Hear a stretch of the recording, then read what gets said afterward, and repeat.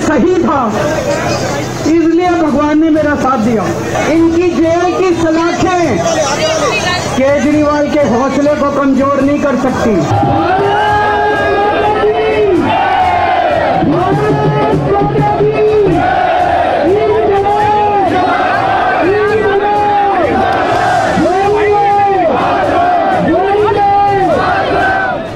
दिल्ली के मुख्यमंत्री अरविंद केजरीवाल जेल से बाहर आ चुके हैं।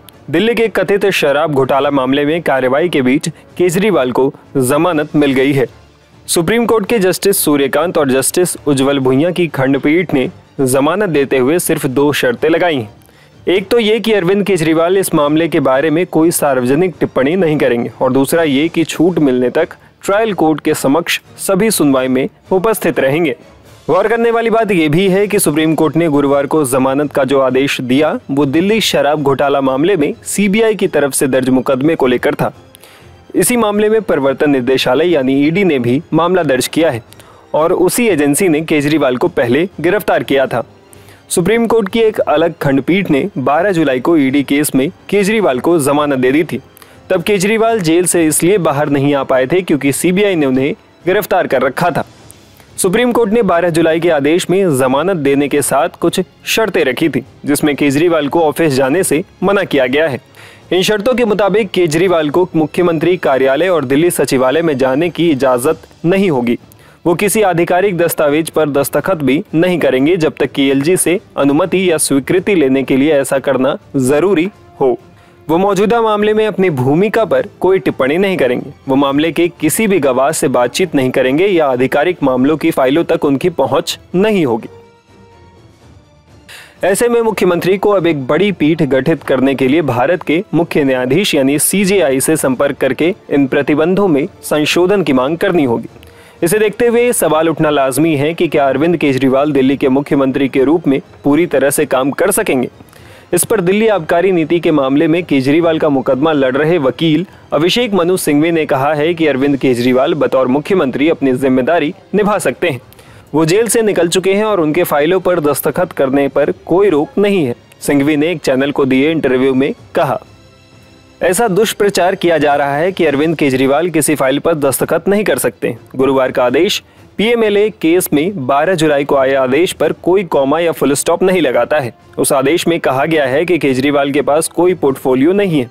इस कारण से वो वास्तव में किसी फाइल पर साइन करते ही नहीं है। उन्हें सिर्फ उन्हीं फाइलों पर साइन करना होता है और वो करते भी हैं जिन्हें एलजी के पास भेजना होता है।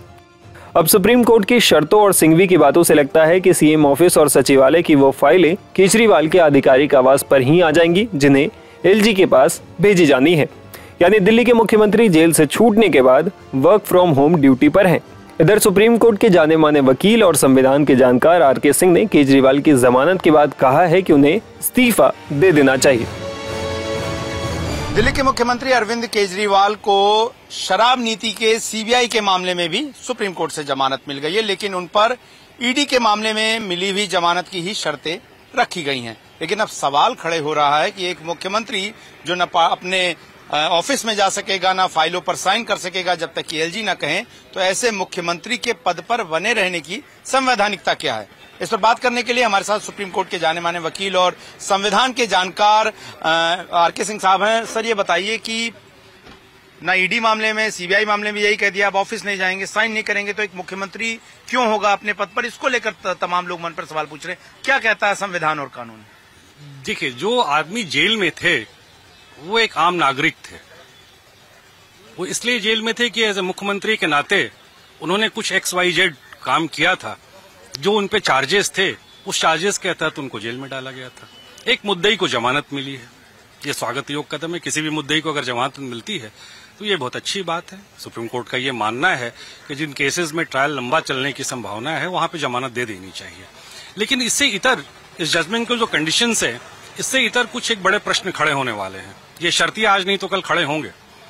एक चुने हुए मुख्यमंत्री अपने सचिवालय नहीं जा सकते हैं, कैबिनेट की बैठक अटेंड नहीं कर सकते हैं, बड़े फाइल्स पे दस्तखत नहीं कर सकते हैं, अपने बड़े अफसरान से मिल नहीं सकते, कोई पॉलिसी डिसीजन नहीं ले सकते, जो सेंटेंस रिमिशन के जो फाइल्स उनके पास होते हैं वो उस पर कोई निर्णय नहीं ले सकते हैं, क्योंकि सुप्रीम कोर्ट के कंडीशंस ऐसे हैं कि उनको ये इसलिए डिबार कर दिया गया है। तो संविधान में कोई लेम डक सीएम का कोई प्रावधान नहीं है, या इधर आप मुख्यमंत्री हैं या मुख्यमंत्री नहीं हैं।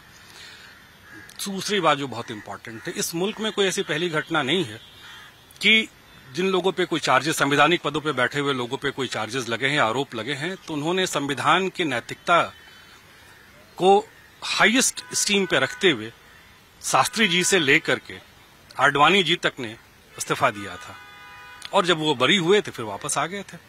तो मुझे नहीं समझ में आता है कि कौन से ऐसे संवैधानिक सुरखाव के पर लगे हैं कि आप जेल जाते समय भी इस्तीफा नहीं दिए, और अब आने के बाद जब ऐसे सशर्त कंडीशंस आपके पास हैं तो आप नहीं देना चाहते हैं। देखिए, कोई भी पद जो है वो शाश्वत होता है, व्यक्ति आता और जाता रहता है, लेकिन अगर व्यक्ति ही शाश्वत बनने की कोशिश करेगा तो पद की गरिमा खत्म हो जाएगी, और पद की गरिमा खत्म होगी तो कॉन्स्टिट्यूशन की गरिमा खत्म होती है, और हम और आप चलयमान हैं,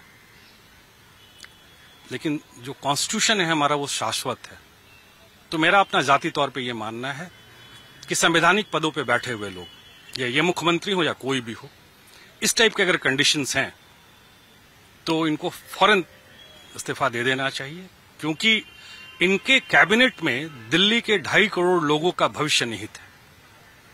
आपको कोई ऐसा जिद नहीं करना चाहिए, ऐसी हठधर्मिता नहीं करनी चाहिए जिससे 2.5 करोड़ लोगों की personal liberty, right to life, right to equality affected हो। तो सवाल यहाँ पर सर ये है कि जिस तरीके का फैसला आया, जस्टिस सूर्यकांत ने सही माना अरेस्ट को, और जस्टिस उज्जवल भुइयां ने कहा कि नहीं, ये बहुत गलत तरीके से जो है इस मामले में गिरफ्तारी की गई। सिंघवी जिस बात को दोहराते थे कि एक इंश्योरेंस अरेस्ट हुआ है। अब इस मामले में आप क्या देखते हैं कि अरविंद केजरीवाल की अगर गिरफ्तारी गलत हुई थी और वो इस बात को कह रहे थे तो उन्हें पद पर बने रहना चाहिए, ये इसको लेकर बहुत सारे सवाल हैं और पॉलिटिकल इम्प्लीकेशंस भी बहुत हो रहे हैं, बहुत सारे राजनीतिक आरोप भी लग रहे हैं, सीबीआई को लेकर भी आरोप लग गए। ऐसे में जब एक प्रीमियर इन्वेस्टिगेशन एजेंसी पर आरोप लग रहे हैं तो इस मामले में आप क्या कहेंगे कि एक मुख्यमंत्री को जिसको पद से संभवतः हटाने की कोशिश हो रही है, जैसा वो आरोप लगाते हैं, तो क्या उसको पद छोड़ देना चाहिए इस स्थिति में? देखिए, आपके प्रश्न में दो चीजें हैं। पहला कि इंडिया के प्रीमियर इन्वेस्टिगेटिव एजेंसी को एक बार फिर से न्यायालय के तरफ से कुछ कठोर प्रश्नों का सामना करने के लिए मजबूर होना पड़ा है। तो उस प्रीमियर एजेंसी को देखना पड़ेगा, और वो प्रीमियर एजेंसी जिस संस्था के अंदर आती है उसको एक बार रिविजिट करनी पड़ेगी कि ऐसा क्यों हो रहा है कि सरकार किसी की भी हो, एजेंसी अगर कटघरे में आ रही है तो वो सीबीआई आ जा रही है और उनकी एजेंसियां आ रही हैं। न्यायालय इनहेरेंटली कॉन्स्टिट्यूशनल निष्पक्ष मानी जाती है, लेकिन सरकारों पे आरोप लगता है, तो सरकारों को, इन एजेंसियों को आरोप रहित बनाने के लिए एक बहुत बड़े एडमिनिस्ट्रेटिव रिफॉर्म्स की जरूरत है, पहली बात। दूसरी बात जो बहुत इंपॉर्टेंट है, जो हम सबको ये बात समझनी पड़ेगी कि किसी भी नेता के ऊपर अगर आरोप लगता है, तो मैं बार बार रिपीट कर रहा हूं, उसको highest standard of public morality को ध्यान में रखते हुए जाना पड़ेगा, क्योंकि उसको फिर वो हक नहीं होगा कल को अगर किसी निचले सरकारी स्तर के सरकारी कर्मचारी के ऊपर कोई आरोप लगता है तो उसको जाना पड़ता है, तो कल को आप उसके लिए भी उत्तरादित्व हैं। He is also seeking an answer from your morality.